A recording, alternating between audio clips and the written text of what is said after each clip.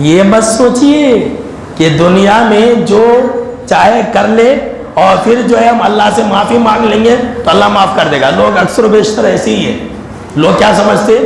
جو کرنا ہے کرو، جس کو دھوکہ دینا ہے دو، جس کو ستانا ہے ستاؤ، جس کا فراڈ کرنا ہے کر لو، لیکن ہم نماز پڑھ لیں گے دعا کر لیں گے تو معاف ہو جائے گا. ایسا مت سوچو. لوگوں کو چکر دینے سے، خانہ کعبہ کا چکر لگانے سے معاف نہیں ہو جائے گا. وہاں انصاف ہوگا. کسی کے ساتھ ظلم نہیں کیا جائے گا. جانوروں تک کے درمیان میں اللہ انصاف کرے گا. مسلم شریف کی روایت ہے، جناب محمد عربی صلی اللہ تعالیٰ علیہ وسلم نے فرمایا کہ تم ضرور بھی ضرور ایک دوسرے کے حقوق کو ادا کرنے والے ہو. کہاں پر؟ قیامت کے دن حشر کے میدان میں تم ضرور بھی ضرور ایک دوسرے کے حق کو ادا کرنے والے ہو. یہاں تک کہ اگر کسی سینگ والی بکری نہیں، بے سینگ والی بکری کو ماری ہوگی تو اللہ ان کے درمیان میں بھی انصاف کرائے گا. اللہ اکبر. سوچ لیجئے کہ کیسا وقت اور کیسا لمحہ ہوگا. وہاں ایک ایک چیز کا حساب لیا جائے گا. ایک ایک پائی کا آپ کو حساب دینا پڑے گا. اسی لیے جناب محمد عربی صلی اللہ تعالیٰ علیہ وسلم نے فرمایا کہ اے لوگو، اگر تمہارا ایک دوسرے کے اوپر کسی کا کچھ بھی حق ہے، اگر کسی نے کسی کے اوپر ظلم کیا ہے تو وہ انسان آج ہی اس کو رفع دفع کر لے، اس سے پہلے کہ وہ دن آ جائے جس دن رفع دفع کرنے کے لیے اور معاملہ کو ختم کرنے کے لیے دینار اور درہم نہیں ہوں گے، روپے پیسے نہیں ہوں گے. جی ہاں، سن لیجئے.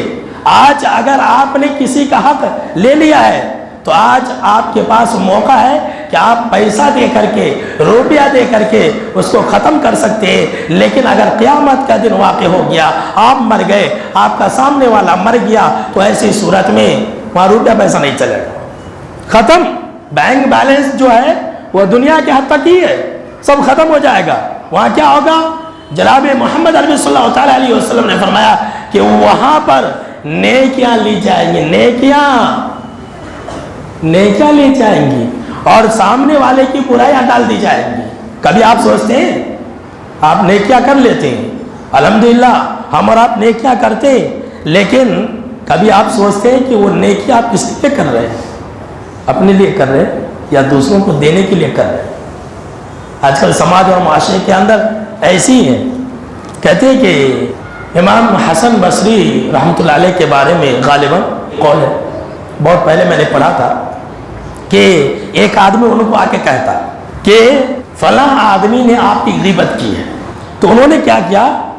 ایک ٹوکری جو کھجور سے بھرا ہوا تھا اس کو تحفے میں بھیجا اور کہا کہ جا کر کے اس کو دے دینا، اس لیے کہ انہوں نے میری غیبت کر کے اپنا نیکی مجھے دے دیا.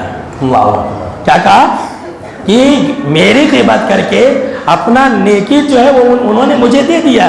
تو نیکی یہ بہت بڑی چیز ہے، اسی لیے میں ان کو تحفہ دے رہا ہوں. سوچئے کہ کہیں رمضان کے روزے، یہ حج اور عمرے دوسروں کے لیے نہیں تو کر رہے.